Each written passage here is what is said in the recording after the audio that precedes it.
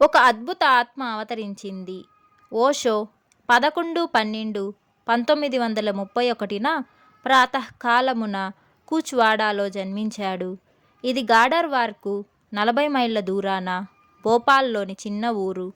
ఈ ఊరిలో పోస్టాఫీస్, వైద్యశాల, పాఠశాల వంటి సౌకర్యములు కూడా లేవు.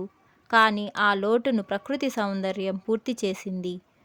ఊరు చుట్టూ చిన్న చిన్న గుట్టలు, మధ్యన చెరువు, చెరువు చుట్టూ మామిడి, నారింజ, జామ ఇంకా మరెన్నో ఫలపుష్ప వృక్షాలు. వాటి చుట్టూ పురాతనమైన పెద్ద పెద్ద రావి, మర్రి, వెదురు పొదలు ఉండేవి. ఊరికి 2 మైళ్ళ దూరాన నర్మదా నది ప్రవహించేది. 20 మైళ్ళ దూరాన దట్టమైన అడవి ఉండేది. అడవి పశుపక్షులతో నిండి ఉండేది. కుందేళ్ళు, జింకలు, కోతులు, రామచిలుకలు, నెమళ్ళు, బాతులు, కొంగలు ఉండేవి. అది 200-300 జనాభా గల ఓ చిన్న ఊరు. కొన్ని ఇండ్లు, కొన్ని గుడిసెలు. రాజాసాహెబ్ యొక్క ఒకే ఒక భవంతి ఉండేది. ఒక చిన్న జైన్ మందిరము, ఒకే ఒక కిరాణా కొట్టు. అక్కడ అన్ని వస్తువులు లభించేవి. ఓషో అమ్మమ్మను రాణీమా అని, తాతను రాజాసాహెబ్ అని పిలిచేవారు. ఇతడు దిగంబర జైనుడు. రాణీమా ఖజురాహో తాంత్రికుని కుమార్తె. రాజాసాహెబ్కు 1400 ఎకరాల జమీందారీ భూమి ఉండేది. వీరికి బూరా నమ్మకమైన సేవకుడు, గుమస్తా మరియు అంగరక్షకుడు. బూరా తల్లి హిందువు, తండ్రి ఆంగ్లేయుడు. రాజాసాహెబ్కు ఒకే ఒక కూతురు సరస్వతి. ఆమెను గాడర్వారా శ్రీ బాబూలాల్ జైన్కు ఇచ్చి పెండ్లి చేశారు. సూర్యుడు ఉదయిస్తున్నాడు. కోళ్లు కూస్తున్నాయి. పక్షులు పాడుతున్నాయి. చలిగాలి తీవ్రంగా వీస్తున్నప్పుడే భవంతి వద్ద నుండి 7 సార్లు తుపాకీ పేలింది. కంచుపల్లెం మ్రోగింది. రాజాసాహెబ్ కూతురు ప్రసవించిందని అందరూ ఆనందంతో పరిగెత్తారు. స్త్రీలు మద్దెల తాళాలు వాయించడం ప్రారంభించారు. చలిమంట వద్దకి బూరా ఒక బంగాళదుంప సంచి, ఒక చిలకడ దుంప సంచి, 2 బెల్లము ముద్దలు తెచ్చిపెట్టాడు. దుంపలను మంటల్లో కాల్చి బెల్లముతో అందరూ తినడం ప్రారంభించారు. కొందరు సంభాషణ మొదలుపెట్టారు. ఒకడు అన్నాడు, రాజాసాహెబ్ పుత్రుని కొరకు జీవితమంతా తహతహలాడినాడు. పుత్రుడు కలగకపోయినా అతని ఏకైక కుమార్తె అతని కోరిక తీర్చింది. రాజాసాహెబ్ కొన్ని రోజుల ముందే, ఒకవేళ నా కూతురుకు కొడుకు జన్మిస్తే నా ఆస్తికి వారసుడు అవుతాడు అన్నాడు. రెండవ వాడు అన్నాడు, ఈ పిల్లోడు ఉదయం జన్మించాడు కావున రాజకుమారుడు మహాభాగ్యవంతుడు అవుతాడు. అప్పుడే మూడవ వాడు అన్నాడు, మీరంతా మూర్ఖులు.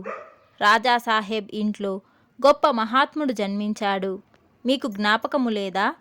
5 నెలల క్రితం ఈ పిల్లోడు తల్లి గర్భంలో ఉన్నప్పుడు నర్మదా నది తన దారిని వదిలి ఊరు వైపు మరలి రాజాసాహెబ్ భవంతి గదిలోకి ప్రవేశించి అమ్మాయి గర్భాన్ని తాకి తగ్గిపోయింది.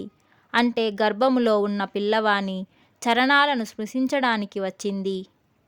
మరొకడు అన్నాడు, మీరు ఆ దండాబాబా మాట వినలేదా? రాజాసాహెబ్ తమ్ముని కొడుకు అమ్మాయిని కూచ్వాడాకు తీసుకువస్తున్నప్పుడు పడవ నడిపేవాడు అన్నాడు. అమ్మాయి గర్భములో పిల్లవాడు ఉన్నచో, మామ అల్లుని కూర్చోబెట్టినచో నా పడవ మునిగిపోవును. రెండో రోజు దండాబాబా పడవ వానితో అన్నాడు, ఒరే మూర్ఖుడా, అమ్మాయి గర్భంలో పెరుగుతున్నవాడు మహా గొప్ప మహాత్ముడు. అతడు 1000 మందిని సంసార సాగరము నుండి తరింపజేయును. మునిగే నీ పడవ కూడా తేలిపోవును. శిశువు జన్మించగానే 3 రోజుల వరకు ఏడవలేదు, పాలు తాగలేదు. బలవంతంగా తల్లి స్తనము నోట్లో పెట్టినా ఏడ్చి బయటకు తీసేసేవాడు. మిగతా సమయంలో మౌనంగా శాంతంగా పడి ఉండేవాడు. గొంతు ఎండిపోకుండా దూదితో నీటి చుక్కలు నోట్లో పోసేవారు. రాణీమా, రాజాసాహెబ్ చాలా చింతాక్రాంతులయ్యారు. 4వ రోజు తల్లి స్నానము చేసి పిల్లవాని నోటిలో స్తనం పెట్టగానే పాలు తాగడం ప్రారంభించాడు. రాణీమా రాజాసాహెబ్కు ప్రాణంలో ప్రాణం వచ్చింది. రాజాసాహెబ్ ఒక సంచి గోధుమలను పిల్లవానుకు ముట్టించి ఊరిలో బీదవారికి పంచిపెట్టించాడు. పిల్లవాడిని రాజా అని పిలవడము ప్రారంభించారు. రాజా తండ్రిని, తాతను పురుడుకు రమ్మని ఆహ్వానించారు. వారు వచ్చి వెళ్ళారు. రాజాసాహెబ్ కూతురును 4 నెలల తరువాత అత్తవారింటికి పంపే సమయాన అల్లునితో అన్నాడు, రాజా జన్మించగానే నా అంధకారము నశించింది. రాజా లేనిది నేను ఉండలేను. 2 నెలల తరువాత అమ్మాయిని తప్పక పంపండి. అతనికి ఒక తమ్ముడు కలిగిన తరువాత రాజాను నాకు ఇచ్చివేయండి. బాబూలాల్ అన్నాడు, మామగారు, నేను కూడా మీవాణ్ణే, రాజా కూడా మీవాడే. మీరు చింతించకండి. మీరు ఎప్పుడు పంపమంటే అప్పుడు తప్పక పంపుతాను. నిరాశ కలగదు. కానీ అమ్మ మరణం తరువాత గృహభారమంతా రాజా తల్లి మీద పడ్డద్ది. అందుకే ఆమెను పంపడము కష్టం. కావాలంటే రాజాను మీ వద్ద ఉంచుకోవచ్చు. రాజా 2 నెలల గాడారవారాలో ఉంటే 3 నెలలు కూచ్వాడ్లో ఉండేవాడు. కానీ రాజాకు ఒక తమ్ముడు కలిగిన తరువాత రాజా తల్లి లేకుండానే అమ్మమ్మ వద్దనే ఉండసాగాడు. రాజా ఇతర పిల్లలకు భిన్నంగా ఒంటరిగా మౌనంగా గంటల కొలది ఉండేవాడు. ఆకాశంలో చంద్ర నక్షత్రాలను చూస్తుండేవాడు. అప్పుడప్పుడు పెదవులపై చిరునవ్వు, కండ్లలో మెరుపు వచ్చేవి. బూరా ఒకరోజు సాయంకాలం రాజాను చెరువు వద్దకు తీసుకువెళ్ళాడు.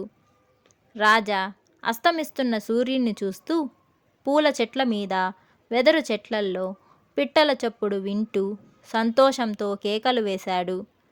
రాజా బట్టలు విడిచేసి మట్టిలో పొర్లేవాడు. రాజా ఏది చేయదలిస్తే రాణీమా అది చేయనిచ్చేది. రాజాసాహెబ్ కాశీ వెళ్ళి అందరికంటే గొప్ప జ్యోతిష్యునికి రాజా జన్మ తేదీ, నెల, సంవత్సరము, సమయము చెప్పి జన్మజాతకము తయారు చేయమన్నాడు. జ్యోతిష్యుడు అన్నాడు, పిల్లవాని జన్మ ముహూర్తము చాలా అద్భుతంగా ఉంది. గురుడు, చంద్రుడు, సూర్యుడు ఉత్తమ స్థానంలో ఉన్నారు. శని కూడా 6వ గదిలో ప్రభావశాలి.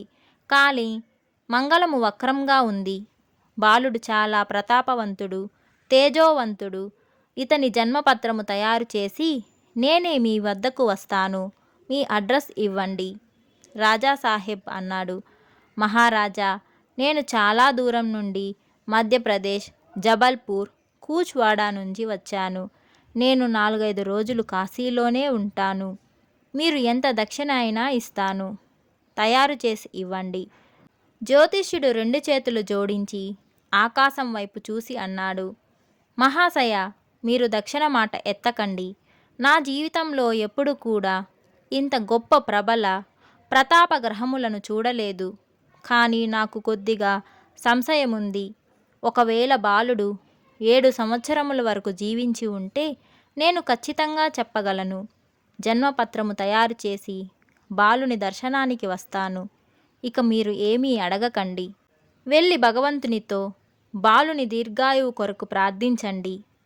రాజాసాహెబ్ ఇంటికి వచ్చి జ్యోతిష్యుడు చెప్పింది భార్యతో చెప్పాడు. ఆమె ఆత్మవిశ్వాసంతో అన్నది, రాజా తప్పక జీవిస్తాడు. చాలా రోజుల వరకు జీవిస్తాడు. ఒకరోజు గొప్ప మహాత్ముడు అవుతాడు. రాజాసాహెబ్ మౌనమై నమోకార మంత్రం జపించసాగాడు. రాజాను అమ్మమ్మ, రాజాసాహెబ్ మరియు బూరా అతి జాగ్రత్తగా పెంచసాగారు. దీనికి కంటిన్యూషన్ నెక్స్ట్ వీడియోలో వస్తుంది. ఇది చాలా ఇంట్రెస్టింగ్గా ఉంటుంది వెళ్ళే కొద్దీ. సో తప్పకుండా వీడియోస్ అన్నీ చూడండి. ఈ వీడియో మీకు నచ్చినట్లయితే తప్పకుండా లైక్ చేయండి. అలాగే మీరు ఇంకా నా ఛానల్ని సబ్స్క్రైబ్ చేసుకోకపోతే తప్పకుండా సబ్స్క్రైబ్ చేసుకోండి. ఇంకొక వీడియోతో మళ్ళీ మీ ముందుకు వస్తాను. అంతవరకు take care and bye bye.